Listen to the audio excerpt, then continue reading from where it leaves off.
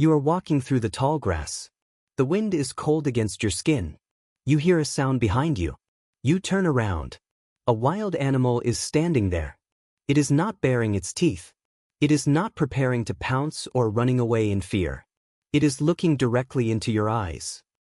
Why would a wild predator look at you like that? For about 300,000 years your ancestors shared their daily lives with apex predators and massive herbivores. You are an ancient human surviving in a brutal world. You know that nature is unforgiving. You know that animals either want to eat you or escape from you. So what happens when a wild creature deliberately approaches you to ask for help? We like to think we conquered nature. We imagine our ancestors as fierce hunters who dominated the prehistoric landscape. We picture them trapping wolves and taming them by force. We believe they invented domestication through sheer human genius. But the archaeological record tells a completely different story. You did not tame the wilderness. The wilderness walked right up to your fire and asked for a favor. Have you ever wondered why we are the only species on Earth that forms deep cooperative bonds with entirely different species? To understand this, you need to forget everything you know about modern pets. Look at the landscape of the Pleistocene epoch. The world is locked in the grip of the last ice age. Glaciers cover massive portions of the northern hemisphere. The horizon stretches out as a flat expanse of muted colors. The dawn brings a pale pastel light over the frozen tundra. Survival is not about dominance but about energy efficiency. Your body burns thousands of calories just to stay warm. Every hunt is a deadly gamble. You are competing with cave lions and saber-toothed cats and enormous bears. How did your ancestors manage to survive in an ecosystem designed to kill them? They survived because they became the ultimate ecological engineers. You see, humans do something no other animal does on such a massive scale. We alter our environment. We build fires that leave behind cooked scraps of meat. We crack open large bones to extract the nutrient-rich marrow. We leave behind the pieces we cannot eat. We create massive kill sites. Why does this matter to the wild animals watching from the darkness? Because to a starving wild animal, an ancient human camp is a goldmine. The anthropologist Pat Shipman calls this the animal connection. Shipman analyzed the evolutionary history of humans and realized that our survival was intimately tied to our interactions with other species. She argues that we did not just hunt animals but we observed them and learned their habits. We eventually formed unprecedented alliances. Have you ever considered that a wild animal might view a human not as a threat but as a tool? The animal connection theory suggests that we were deeply invested in understanding the minds of other creatures. You had to know how a mammoth thought to trap it. You had to know how a lion hunted to avoid it. Your brain became wired to process animal behavior as a core component of your own survival. This created a unique cognitive overlap. You were paying attention to them. They were paying attention to you. It was a silent conversation happening across thousands of generations. What happens when one side decides to break the generational silence and step into the light? Let us look at the evidence. In a cave in Belgium called Goyet Cave, paleontologist Mieke Germampere made a staggering discovery. She examined a skull that was over 31,000 years old. It looked like a wolf, but it was different. Its snout was shorter. Its teeth were crowded. Its brain case was slightly altered. It was the first known Paleolithic dog. This creature lived thousands of years before the invention of agriculture. It lived during a time when humans were nomadic hunter-gatherers struggling through harsh winters. Why would an ancient human share their precious and hard-earned meat with a wild wolf? The answer is that the wolf offered something in return. But the wolf had to make the first move. Imagine a harsh winter night in Ice Age Europe. The snow is falling heavily. The emotional burden of keeping your tribe alive rests heavily on your shoulders. You are huddled around a fire chewing on the remains of a reindeer. You hear a rustling in the bushes. A wolf steps into the firelight. But this is not an aggressive alpha male. It is a slightly smaller and less aggressive individual. It has a genetic mutation that lowers its stress hormones around humans. It is hungry and it is asking for help. Do you throw a rock at it or do you toss it a bone? Evolutionary anthropologist Brian Hare refers to this process as the survival of the friendliest. Hare demonstrates through his research that domestication is not something humans actively did to animals. Instead, it was a process of self-domestication. The wolves that were least aggressive and most willing to approach humans for help gained access to a steady food supply. They survived the harsh winters. They reproduced. Over generations, their bodies changed. Their ears became floppy. Their coats became spotted. They retained juvenile traits into adulthood. They were trading their wild independence for an alliance with you. How incredible is it that the most successful wolves were the ones that asked for human help? This physical transformation is known as the domestication syndrome.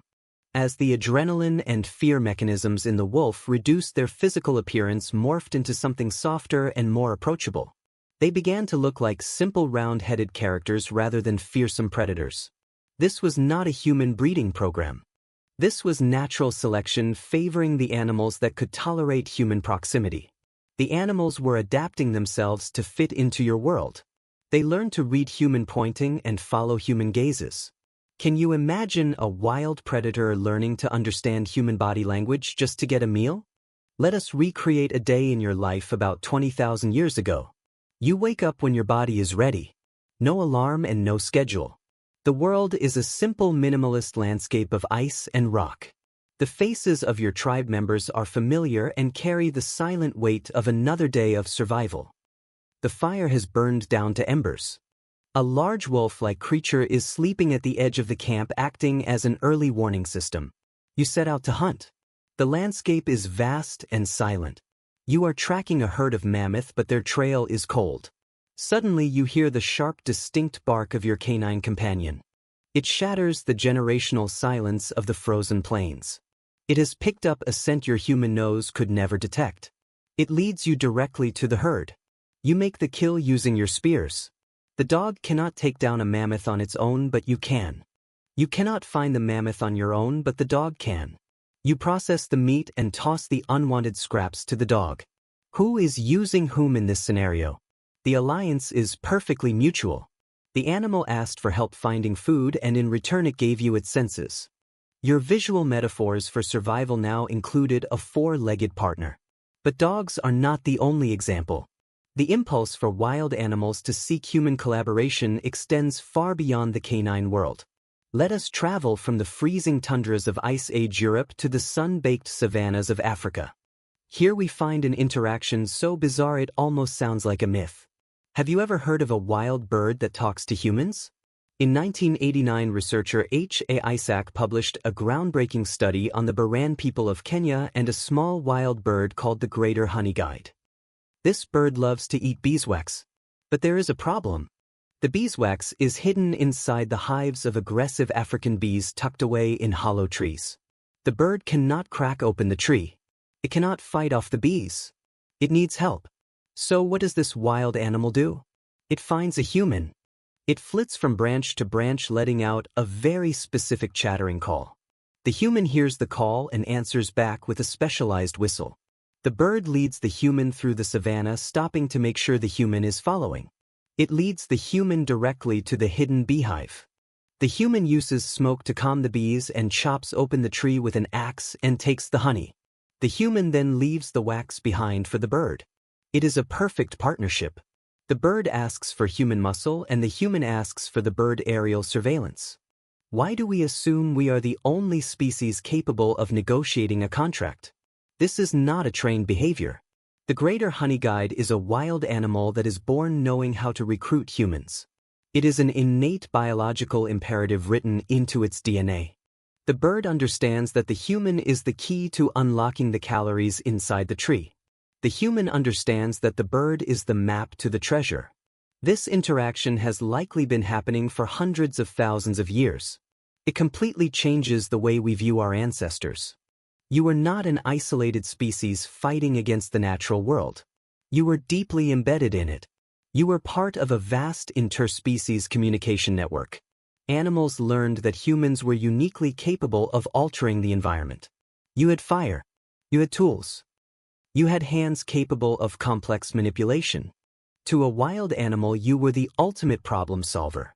If an animal could figure out how to communicate with you without triggering your hunting instincts, it unlocked a massive survival advantage. We see echoes of this everywhere if we look closely enough. Consider the way dolphins have been known to drive fish toward human fishermen in places like Laguna in Brazil. The dolphins signal to the fishermen when to cast their nets. The fishermen catch the fish and the dolphins catch the confused fish that escape the nets. The wild animals are organizing the human labor. They are using us as a barrier to trap their food. The emotional labor of hunting is shared across species boundaries. Does it not shatter your perspective to realize wild animals see us as useful colleagues rather than just dangerous predators? But there is a trap here. A plot twist that contradicts our modern intuition. We look at these ancient alliances and we think they show human dominance. We think we became the masters of nature. We look at our cities and farms and believe we conquered the earth. But look closely at the biological changes. When animals domesticated themselves by asking for our help, we changed too. Anthropologist Richard Lee spent years living with the Jew/Hoansi hunter-gatherers and documented how their lives were carefully balanced with their environment. They did not hoard resources or enslave animals. Their lives were egalitarian and efficient. But as humans transitioned to agriculture, our bodies and brains fundamentally shifted. As we began relying on dogs for protection and tracking, the parts of our brain dedicated to scent and auditory processing became less critical. Our brains actually shrank. As we settled down with domesticated livestock, our social structures completely shifted. The emotional labor of the tribe transformed into physical, endless labor. We became tethered to the animals we thought we owned. We had to feed them and protect them and build our entire lives around their needs. Who truly domesticated whom? Agriculture and mass domestication tied you to the land. You stopped moving freely across the pastel landscapes. You started building fences to keep the animals safe. You spent your days growing grain not for yourself but to feed the massive herds of cattle and sheep. The animals asked for your help to survive, and in exchange they tricked you into working for them forever. They secured their genetic future by turning humans into their caretakers. The population of cows and chickens exploded across the globe while wild animal populations plummeted. The domesticated animals won the evolutionary lottery by tapping into human empathy and utility. You spend your modern life buying specialized food for your dog and taking it to the doctor and picking up its waste. The wolves that approached our fires 30,000 years ago made a brilliant evolutionary wager. They traded a brutal life in the wild for a life where humans cater to their every need. Have you ever looked at your pet and realized you are the one doing all the heavy lifting? This realization forces us to confront our own psychological architecture. The reason you feel compelled to help a stray cat or feed a pigeon is not just modern sentimentality. It is an ancient survival mechanism. Empathy across species was a tool that kept your ancestors alive. When you look at an animal and project human emotions onto it, you are engaging in the very same cognitive process that allowed an Ice Age hunter to team up with a wolf. You are reading visual metaphors. You are bridging the gap of generational silence between species. Your brain is wired to find the animal connection. How much of human history was shaped not by our own brilliance but by the cleverness of the animals that recruited us? Think about the sheer weight of that truth. Every time you see a flat illustration of a human and an animal side by side, it represents a deep biological truth. We were never meant to be alone on this planet. Our success is a shared success. The animals that learned to ask for help survived the mass extinctions and the climate shifts. They integrated themselves into our societies so thoroughly that we forgot they were ever wild. We look at a dog and see a pet. We do not see the ancient wolf that negotiated a treaty around a burning fire. We look at a farm and see an industry.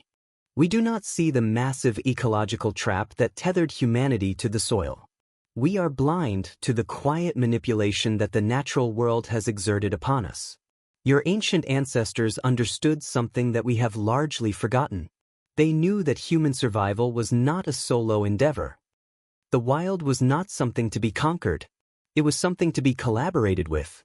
Every time a wild animal approached a human camp, it was an invitation. It was a recognition of our unique place in the ecosystem. You were the species that could build fires and crack bones and smoke out bees. You were the ultimate tool waiting to be utilized by the natural world. Think about this the next time you see a stray animal asking for food or a bird landing near your table. It is not just an accident. It is the echo of a 30,000-year-old strategy. Your body and your brain were shaped by these interactions. The reason you feel a surge of empathy when an animal looks you in the eyes is because that empathy kept your ancestors alive. The wild animals saw your potential long before you built cities or invented writing. You walk through the tall grass and the animal looks directly into your eyes not because it is tame but because it knows exactly what you can do.